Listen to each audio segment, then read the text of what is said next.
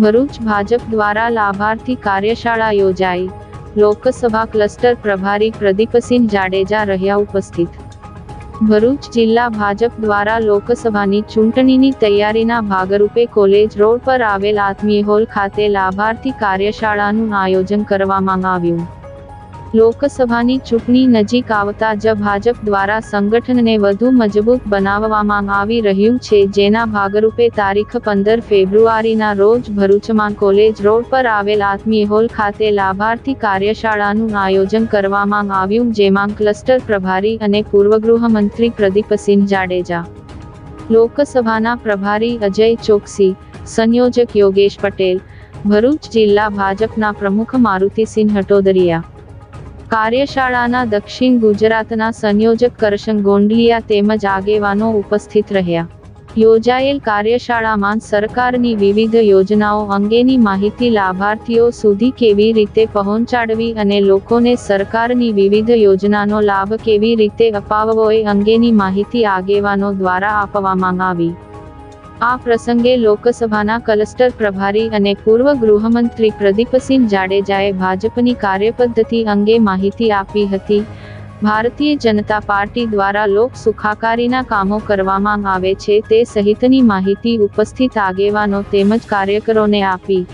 દક્ષિણ ગુજરાતના કાર્યશાળાના સંયોજક કરસનભાઈ ગોંડલિયાએ સરકારની વિવિધ યોજનાઓ લોકો સુધી કેવી રીતે પહોંચાડી શકાય તેમજ લોકો તેનો કઈ રીતે લાભ લઈ શકે તે અંગેનું માર્ગદર્શન આપવામાં આવ્યું। આ અંગે ભરૂચ જિલ્લા ભાજપના પ્રમુખ મારુતિસિંહ હટોદરિયાએ જણાવ્યું હતું કે ભારતીય જનતા પાર્ટી માત્ર ચૂંટણીમાં મત લેવા માટે નથી જતી, પરંતુ લોકોની સેવા કરવા માટે હર હંમેશ તત્પર રહે છે।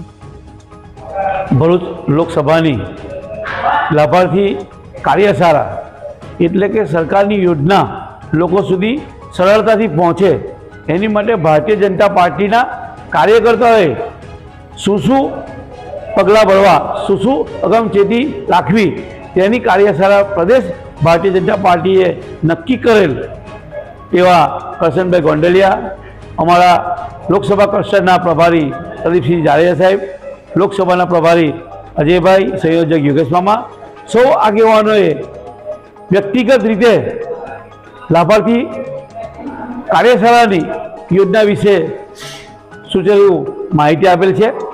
ભારતીય જનતા પાર્ટી ફક્ત મત લેવા માટે જ નહીં પણ લોકોને વાસ્તવમાં જે પણ જરૂરિયાતો ઊભી થાય એની સામે શું પગલાં ભરવા, જરૂરિયાતો કઈ રીતે પહોંચી વળવું, છેવાડાના માનવી સુધી સરકારની યોજનાનો લાભ મળી રહે તે માટેના વિવિધ પગલાં ભરતી હોય છે।